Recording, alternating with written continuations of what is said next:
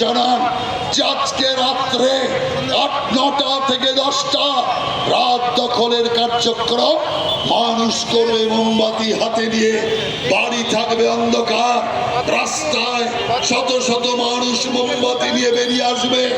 আমাদেরও যে ধর্ণা মঞ্চ, এই ধর্ণা মঞ্চে আমরা রাত্রি ৯টা থেকে 10টা পর্যন্ত ধর্ণা মঞ্চ অন্ধকার করে এখানেও আমরা মোমবাতি নিয়ে দাঁড়িয়ে যাব, এখানেও পালন হবে রাত দখল।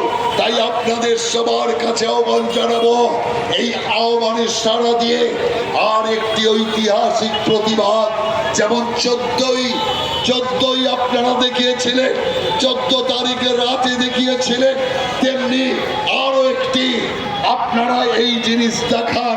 এই আবেদন আমি আপনাদের কাছে রেখে আপনাদের সকলকে নমস্কার জানিয়ে আমার সংক্ষিপ্ত বক্তব্য শেষ করছি।